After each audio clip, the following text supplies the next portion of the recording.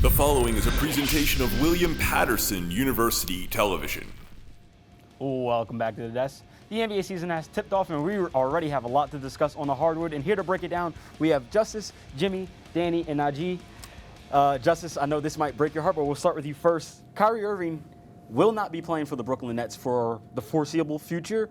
Why is that? Well, Samory, that's because Kyrie Irving has decided to not get vaccinated. And obviously, that's a big loss. When you lose one of the best point guards in the league, I mean, Kyrie is a pivotal part of why the three-headed monster of the Nets are so unstoppable. And like I said, obviously, it's a big loss. Last year, the Nets went 12-6 without Kyrie, but we all know last year in the second round, Kyrie going down, that was the turning point of the series, you know. And we all know if Kyrie doesn't go down, the Bucks don't make it past the Nets. I think we all can agree on that, you know. But yeah, a game two, they won by 39 games, but I think the Nets have even gotten better this year, honestly, as a team. You know, they got Paul Millsap, they kept Blake, they got LaMarcus Aldridge, and I think that even without Kyrie, I think if everyone stays healthy, I do think that the Nets are still the favorite to make it out the East. Nijee? I don't know about that. They need Kyrie because the team at the top of the conference, the Knicks, I don't know, like picking up Kemba, picking up Evan Fournier, and keeping that core, it'll be a problem. The Knicks is 4-1. We beat Chicago, we beat Boston, and we beat 76ers. Nijee, stop it. Come on, like I'm just saying, like it's gonna be the best team in New York is the Knicks. That's and false. not gonna be The Knicks have no answer for Kevin Durant or James Harden. Even the fact that James Harden's been struggling as of late, there's no answer. You want to for hear my honest opinion, my honest answer? Let me get your honest opinion. RJ Barrett is the answer to James Harden, just like that. Or honestly, RJ Barrett On is one the end, answer. offensively, Both. Najee, stop it. The first question, gents? Real talk, like Stop it. Come on. Jimmy? Well, that's hard I to. don't even know how you can follow that up, but go ahead, Jimmy. That's hard to follow up. But what I can say is Brooklyn, this big three of Kyrie Irving, Kevin Durant, James Harden, they were assembled to be was talked about as being potentially the best offense in NBA history. Right now, without Kyrie, they're 25th in scoring. So James Harden, in Kyrie's absence, he's not being aggressive, averaging only 3 free throws a game, 17 points per game, 36% from the field, 33% from three. That's a problem. You need to be aggressive with Kyrie out. They're asking him to do a lot more, and he's just not stepping up to the plate. Came in out of shape again. He's got to perform.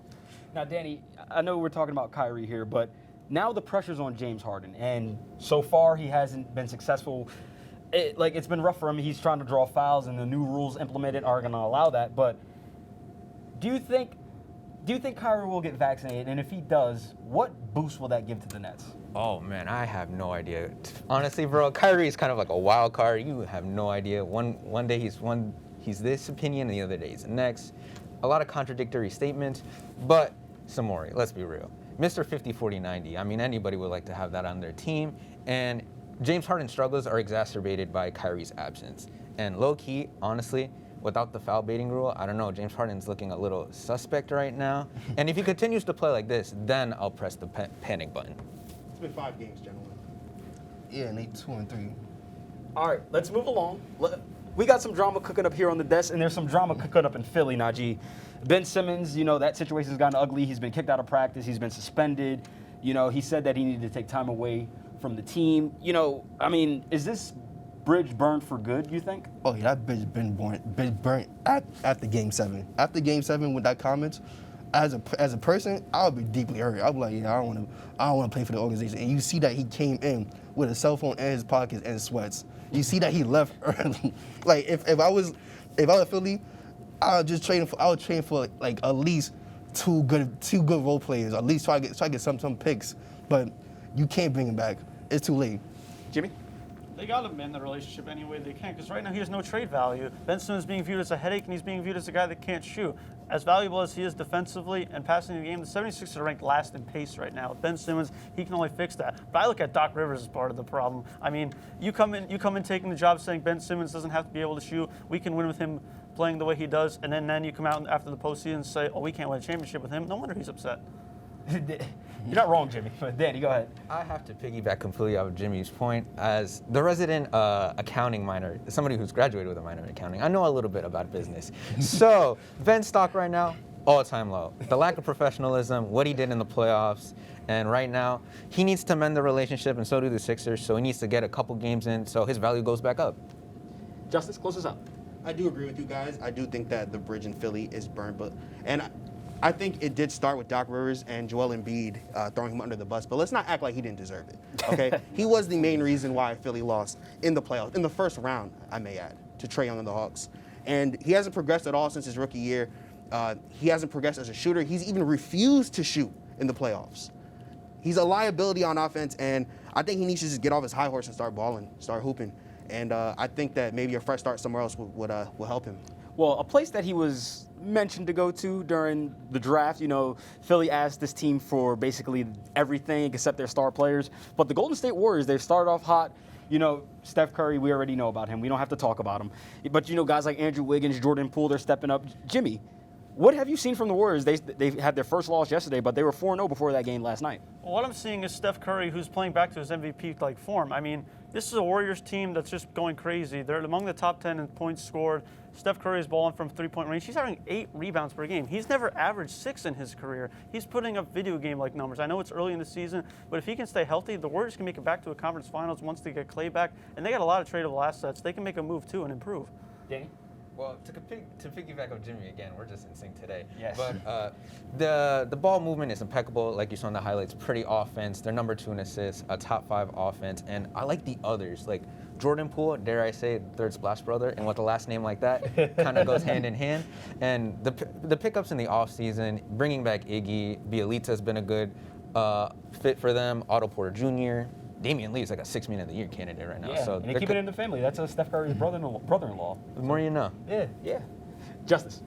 Yeah, I have to agree with both of you. Steph has been balling out, but I think the story of their success has been their supporting cast. You mentioned, I wouldn't call Jordan Poole the third splash brother, but he does have a pair of 20-point games. Wiggins has been very consistent, shooting 47% from the field. And I do think that when they get Clay back, when they get Wiseman back, they're going to be a scary team to play down the line, especially during playoff time in the play-ins. Like Justin said, the role players doing their job. To me, that team success has always been about the role players doing their job to the best of their abilities. Like the 2015, 2016, what made that Warriors team so good was because they bench. So because they bench is doing so good now, they're gonna be a problem in the playoffs. Well, we were all in agreement, it seemed like, up here on this question. Let's change that. Let's flip that on the other side. Danny, we'll start with you. We're going to do some MVP picks, some very early season MVP picks. Let's start with you. Who do you have? Well, sticking with the theme of the Warriors, I have to go with 2-time MVP and the unanimous MVP, Steph Curry. Steph Curry is going off right now. He's tied for the league in leading points, averaging 30, 8 rebounds, 6 assists on 43, 40, 96 splits. Dude is just the greatest shooter of all time. And now with the wins this season, his value will be illustrated. Nijee? I'm going with a young buck. I'm going with Luka Doncic winning his first MVP.